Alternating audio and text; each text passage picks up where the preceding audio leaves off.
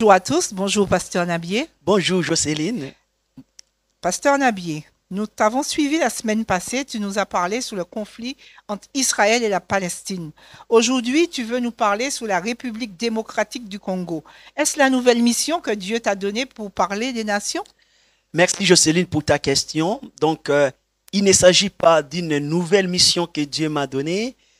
Comme nous le savons tous que les affaires qui concernent ces mondes nous concernent tous parce que nous vivons dans ces mondes.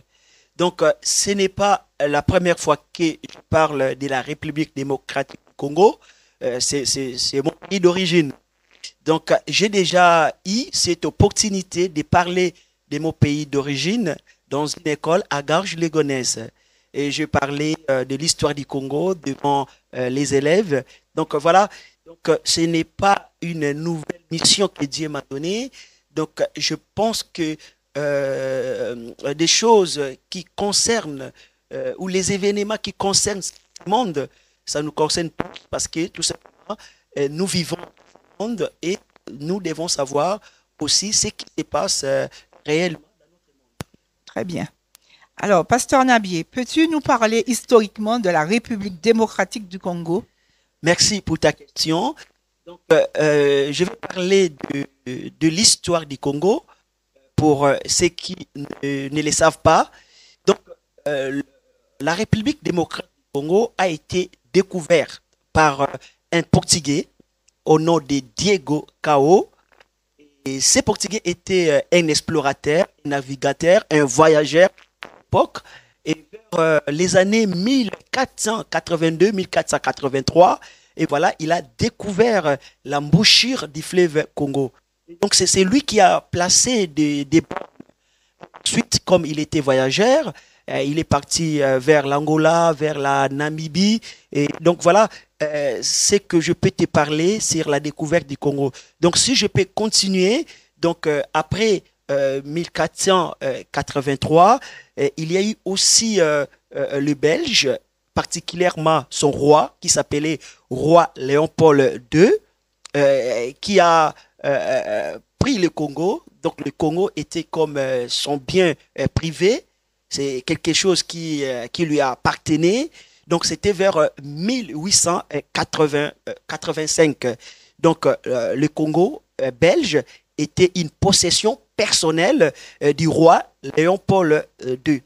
Et ce roi, bien sûr, selon l'histoire, il a commis des massacres au Congo, plus de 10 millions de morts. Et ensuite, le pays est devenu une colonie belge jusqu'à son indépendance le 30 juin 1960. Donc, si je parle plus loin, donc c'est-à-dire qu'après presque 52 ans de la période coloniale, le Congo fut dirigé, géré par Bruxelles, donc par le Belge.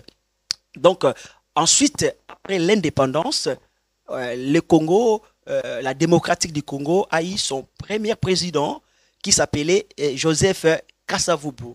Et après Joseph Kasavubu, le Congo a eu son deuxième président au nom de Joseph Désiré Mobutu.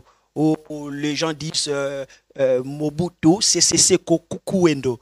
Après le président Mobutu, il y a eu le troisième président qui s'appelait Joseph Désiré, Laurent Désiré Kabila.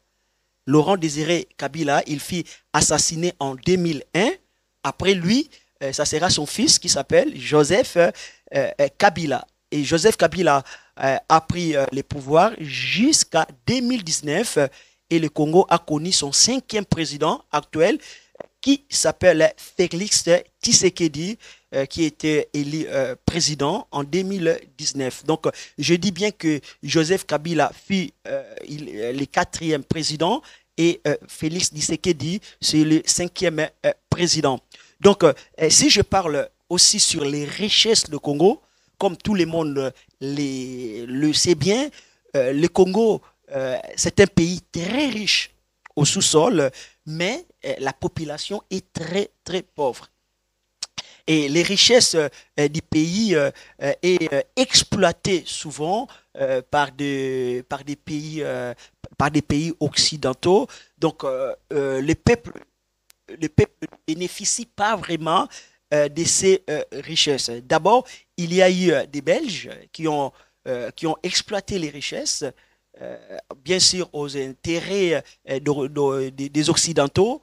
Et après, il y a eu aussi des groupes rebelles. Et jusqu'à aujourd'hui, actuellement, il y a des groupes rebelles. Il y a aussi des pays voisins qui aussi exploitent les richesses du Congo. Donc, pour t'expliquer un peu, parler des richesses qu'on peut trouver au Congo, donc on peut trouver de l'or, on peut trouver les diamants, on peut trouver le cobalt, on peut trouver l'uranium, on peut trouver encore d'autres richesses. La raison pour laquelle que cela suscite beaucoup de convoitises des pays occidentaux et aussi des pays voisins, des pays d'Afrique, des pays voisins. Donc voilà, si je peux te parler un peu sur l'histoire du Congo. Donc la République démocratique du Congo est donc victime de ces richesses, la raison pour laquelle il y a de guerres à l'Est, d'autres côtés, c'est tout simplement parce que le Congo, c'est un pays béni par Dieu, béni par des richesses naturelles, des richesses au sous-sol. Donc voilà, si je peux expliquer, parler un peu de l'histoire de notre beau pays, la République démocratique du Congo. D'accord, merci pour ta réponse. Peux-tu nous parler des massacres du Nord, Kivu, Goma et Kaïssa? J'aimerais d'abord exprimer mon soutien aux victimes et aux familles qui ont perdu leur chair à l'est du Congo, particulièrement au nord Kivu, au Goma, Kasaï, et il y a aussi d'autres régions qui subissent des persécutions, des massacres. Aujourd'hui, si on peut parler depuis le conflit a commencé jusqu'à aujourd'hui, selon ce que nous voyons dans des articles journalistes nous reportent, il y a actuellement, on peut parler des 18 millions de morts. Je ne suis pas en train de parler des 18 000 morts, mais je suis en train de parler des 18 millions de morts. Donc, ceux qui sont morts à l'Est, c'est plus de 8 millions de Congolais qui sont massacrés tous les jours, jusqu'à l'instant même que je suis en train de te parler. Il y a des guerres, il y a des conflits, il y a des Congolais qui sont massacrés par des rebelles qui sont soutenus par des pays voisins ou peut-être il y a aussi des pays occidentaux. Et particulièrement, si je vais parler de tout ce qui se passe à l'est du Congo, c'est tout ce qui touche beaucoup le monde, c'est les viols. Les viols est utilisé comme une arme de guerre. Des femmes sont violées et c'est ce que les rebelles, je peux dire même les assassins, utilisent les moyens pour traumatiser les pays. Donc les viols traumatisent la victime, les viols traumatisent même sa famille. Et quand une personne est traumatisée, donc la personne ne peut plus rien faire dans la vie. Donc voilà, si on peut parler de tout ce qui se passe, en tout cas, chaque fois quand je pense à cela, quand je vois les images, ça me fait vraiment très mal au cœur de voir des femmes qui sont violées. Et je profite à saluer des personnes comme Docteur Mukwege qui soignent des femmes, plusieurs femmes qui sont victimes des viols. Donc voilà, si je peux parler des massacres qui se passent à l'est du Congo. Bon, ce qui nous touche beaucoup, c'est que nous ne comprenons pas que les journalistes internationaux et aussi les organisations internationales n'en parlent pas. Les médias, les médias occidentaux ne parlent pas de toutes ces choses. Mais pourtant, on voit tous les jours parle des guerres en Ukraine, des guerres aussi en Israël. Pas dit il ne faut pas parler des guerres, il faut parler, mais il faut voir aussi de l'autre côté les pays africains qui subissent aussi des massacres, la méchanceté. Prenons exemple, on vient vous massacrer dans votre propre pays. Alors, que disent les organisations internationales? Nous voulons voir aussi des images passées à la télé et que des grands médias en parlent. Et voilà, nous regrettons beaucoup.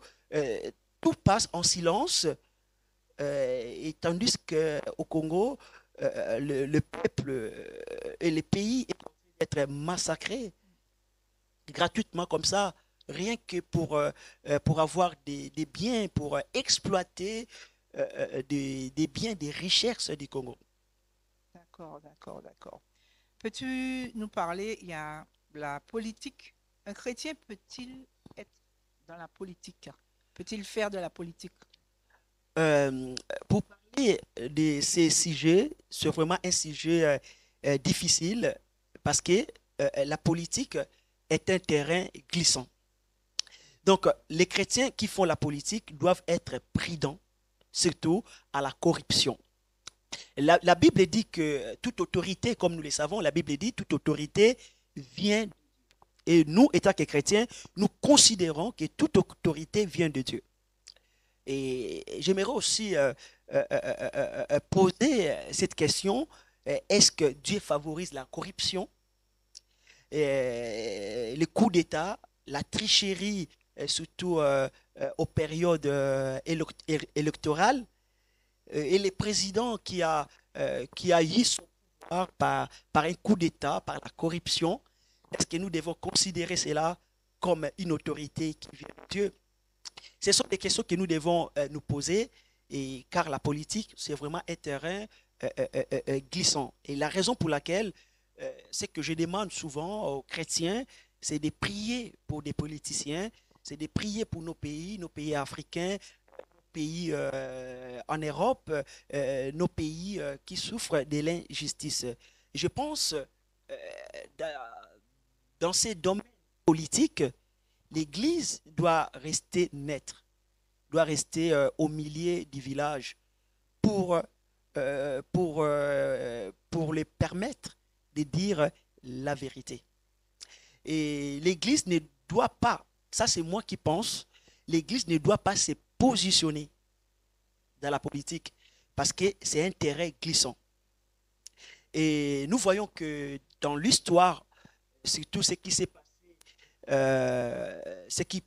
s'est passé avant la Deuxième Guerre mondiale, nous avons vu que l'Église catholique a été critiquée par sa position parce qu'il soutenait, il y a une partie de l'Église catholique qui soutenait la partie de Hitler. Donc nous avons vu comment l'Église a été critiquée par rapport à cela. Et des chrétiens ou des pasteurs qui font la politique, le conseil que je peux donner à ces pasteurs, il ne faut surtout pas impliquer l'Église dedans. Tu peux faire la politique seule, tu peux être candidat, ou tu peux soutenir un candidat, mais il ne faut pas impliquer l'Église. Parce que dans nos églises, nous avons plusieurs chrétiens qui sont libres de soutenir la personne qu'ils souhaitent. Dans nos églises, on a des personnes qui soutiennent la gauche, qui soutiennent la droite. Donc l'église doit rester neutre. Et le pasteur doit respecter le choix de ses fidèles. Les pasteurs ne doivent pas imposer ou dicter à ses fidèles qui ils devront voter. Parce que c'est un terrain glissant. Parce qu'on ne sait pas la personne qu'on va voter aujourd'hui, qu'est-ce qu'il va devenir demain. Donc, l'Église doit rester dans ces domaines-là. L'Église ne doit pas donner une direction électorale. Mais l'Église doit soutenir tous les politiciens, l'Église doit prier pour tous les politiciens, l'Église doit prier pour toutes les autorités. C'est très important. Voir moi-même, étant que pasteur, j'ai été déjà accusé à tort pour quelque chose que je n'ai pas fait. J'étais accusé de donner les consignes électorales dans l'Église. Bon, j'étais accusé, bon, je ne dis pas des personnes qui m'ont accusé, mais c'était complètement faux. Je pense que vous me connaissez. Je n'ai jamais donné des consignes électorales dans l'Église. Même si je peux avoir un ami politicien, même si moi, j'ai mon candidat préféré que je dois voter, mais je ne dois jamais impliquer l'Église là-dedans. C'est mon choix personnel. Étant que fils du pays, j'ai des droits. J'ai des droits de voter. Et je dois voter, mais je ne dois pas influencer l'Église. Jésus était prudent envers la politique. Jésus n'a jamais pris la position politique. Donc Jésus était là, il était venu servir, même si à l'époque de Jésus, il y a eu le peuple qui voulait le faire roi, mais il n'a pas accepté. Il n'a pas accepté, il s'est caché, il a évité cela. Parce que sa mission n'était pas de faire la politique, sa mission c'était le royaume de Dieu. Mais cela n'est pas interdit à un pasteur ou un chrétien de faire la politique. Attention, il faut que l'Église de Dieu soit nette et que le choix de chacun, de chaque fidèle, doit être respecté. Ce n'est pas grave, ce n'est pas un problème si les fidèles votent pour une autre personne que le choix du pasteur. Il faut que les gens soient libres. Et il ne faut pas que les chrétiens, les pasteurs ou les responsables des églises imposent. Et souvent, je vois, particulièrement dans mon pays, au Congo, je vois des pasteurs qui donnent des consignes de vote devant la chair dans l'église. Et après quelques temps, on voit le même pasteur tourne leur veste et changer de position pour donner des consignes pour un autre candidat. Donc je pense qu'il faut être sage. Nous devons éviter ces terrains. C'est vraiment glissant. C'est compliqué. Mais nous devons prier. Alors, s'il y a un candidat qui souhaite venir à l'église, on ne peut pas l'interdire. Il peut venir, l'église peut prier pour lui. Alors, si un candidat ou un politique ou une autorité désire de faire un cadeau, faire un don ou de faire une faveur à l'église, ce n'est pas interdit. Et si l'église, le fidèle, pas l'église, mais les fidèles, décident de voter pour ces candidats parce qu'il a soutenu l'église, ce n'est pas aussi grave. Parce que dans la Bible, je vois un centenier romain qui avait construit la synagogue pour des Juifs. Et quand un jour, il y avait un de ses serviteurs qui était malade, les Juifs sont allés voir Jésus. Et les Juifs diront à Jésus ceci: il faut aller guérir les serviteurs de cet officier. Voilà, il nous a fait du bien.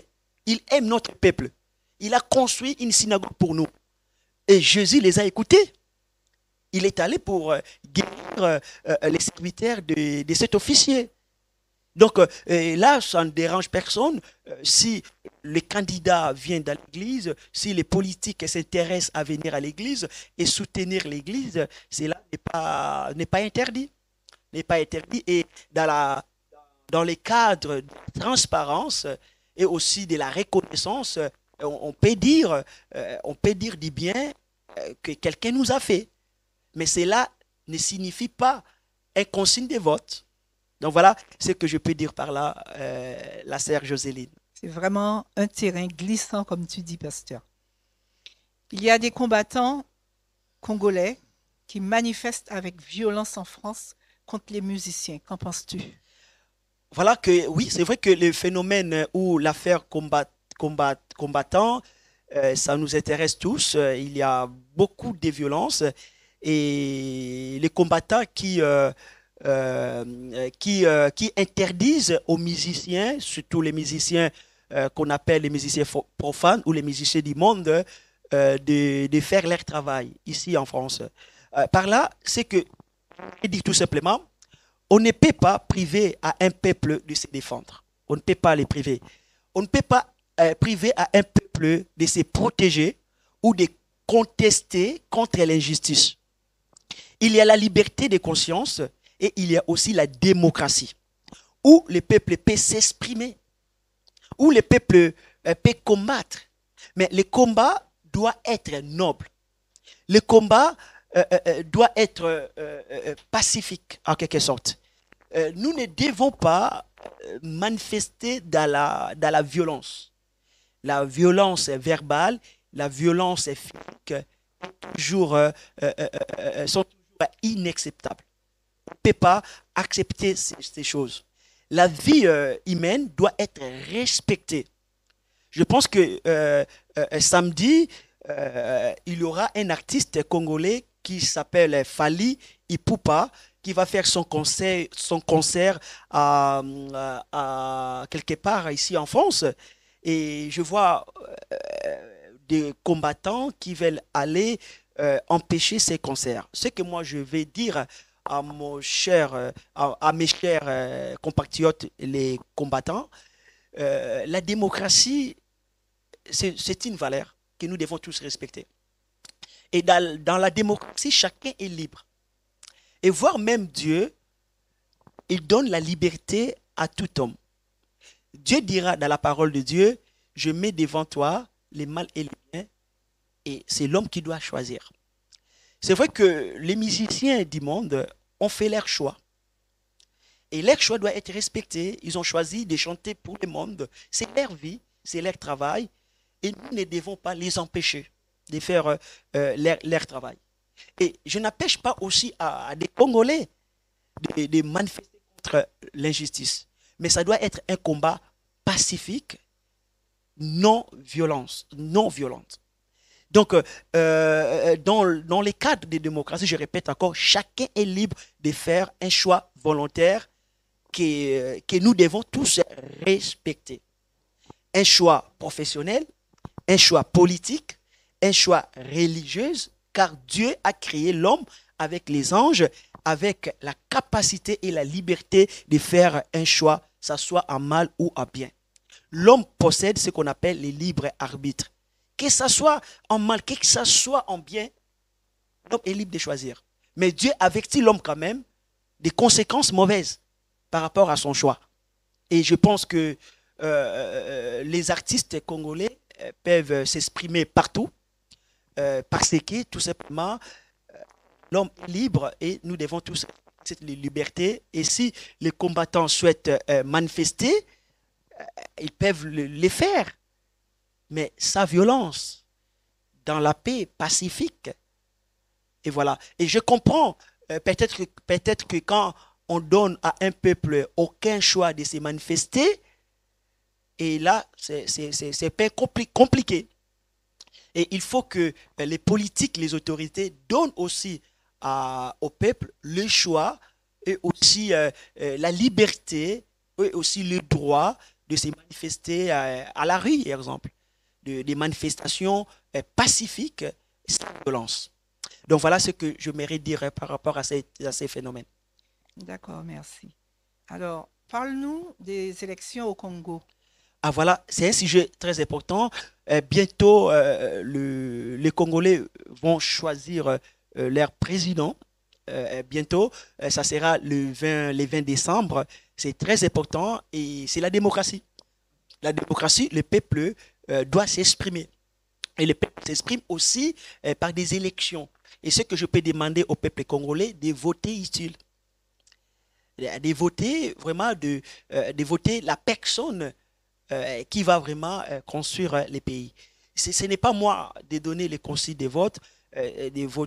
S'il s'agit de voter qui ou d'autres personnes, je sais que parmi les candidats, il y a le président Tshisekedi qui est candidat, et il y a aussi les candidats Fayulu, il y a aussi les candidats Moïse Katumbi, il y a aussi les docteurs Mukwege, et il y a d'autres candidats que je n'ai pas cités. Et je souhaite vraiment que les élections soient vraiment un moyen où le peuple, je pense que ça fait partie des moyens où le peuple exprime son choix, où le peuple manifeste sa volonté par un choix utile, par un choix important pour l'avenir du pays. Et les pays, particulièrement africains, ont souvent des problèmes électoraux, parce il y a des chefs de l'État, des corruptions, des fraudes, voire même cela est observé par des organisations internationales. Donc, j'aimerais tout simplement donner un message aux autorités d'éviter les fraudes, et qu'on laisse les meilleurs gagnent sans tricherie. Parce que quand on triche, ça va ramener quoi? Des manifestations, ça va ramener des morts, et les pays sera instable à cause de cela. Donc, vraiment, si les autorités peuvent m'écouter, ou s'ils peuvent visionner cette vidéo, vraiment veillons pour que les élections soient sans fraude. Donc voilà. Très bien, merci pour ce petit débat. Et donc, peut-être prier pour Kivu, Goma, Kasaï. Exact. J'aimerais vraiment qu'on prie pour la RDC, qu'on prie pour l'Est du pays, l'Est de la République démocratique du Congo, qu'on prie pour Kivu, qu'on prie pour Kasaï, qu'on prie pour Goma, Ituri, et il y a aussi d'autres régions qui sont en conflit, Kasaï et d'autres. Nous allons prier aussi pour Kinshasa, nous allons prier pour toutes les régions, et prions pour la paix. Nous allons prier pour les autorités, et nous allons prier ensemble. J'aimerais que les personnes qui vivent, nous prions ensemble avec vous. Si on peut incliner nos têtes, et si on peut prier, tu peux tenir ces drapeaux, et on va prier pour la RDC, on va prier pour le Congo, pour que la paix règne encore au Congo. Ce n'est pas encore trop tard. Dieu aime le Congo. Dieu a encore des projets pour ces pays, et Dieu veut encore bénir ces pays. Nous prions pour la paix pendant cette période électorale. Nous prions pour la paix au nom de Jésus. Seigneur, bénis les autorités du Congo. Bénis, Seigneur, éloigne de toute forme de corruption, toute forme de fraude. Nous prions, Seigneur, pour Kivu, nous prions pour Kasaï, nous prions pour Ituri, nous prions pour Goma, nous prions pour d'autres régions en conflit, là où il y a des rebelles, là où les peuples souffrent. Nous prions pour toutes les femmes qui sont violées injustement. Nous prions au nom de Jésus. Seigneur, étends ta main, Seigneur, sur la République démocratique du Congo. Étends ta main, délivre ces pays, Seigneur. Nous prions aussi pour les églises au Congo. Seigneur, nous remettons les églises entre tes saintes mains, Seigneur. Agis pour les biens du Congo. Au nom de Jésus, oh Seigneur Dieu, étends ta main de grâce, étends ta main de gloire, Seigneur, pour bénir la République démocratique du Congo. Et nous proclamons la paix au Congo. Nous proclamons la paix au Congo dans le nom de Jésus. Non seulement au Congo, et nous prions pour tous les pays africains. Nous prions pour tous les pays africains, les pays qui sont en conflit, les pays qui sont en souffrance. Nous prions au nom de Jésus. Seigneur Jésus, bénis l'Afrique. Bénis l'Afrique, que l'Afrique soit sauvée, que la République démocratique du Congo soit sauvée, dans les noms puissants de notre Seigneur Jésus-Christ. Merci Seigneur, merci pour le Congo, merci pour les pays africains, merci Seigneur. Que Dieu bénisse la République démocratique du Congo, que Dieu bénisse tous les pays africains. Je prie pour la Côte d'Ivoire, je prie pour les Gabon, je prie pour le Cameroun, je prie pour l'Afrique du Sud, je prie pour le Kenya, je prie pour l'Algérie, je prie pour le Maroc, je prie pour tous les pays africains au nom de Jésus. Que la grâce de Dieu soit sur vous, que le Seigneur vous bénisse. Merci Seigneur Jésus. Amen. Amen. Amen. Amen. Amen. Amen. Gloire à Dieu. Gloire à Dieu. Vraiment gloire à Dieu. Merci, pasteur.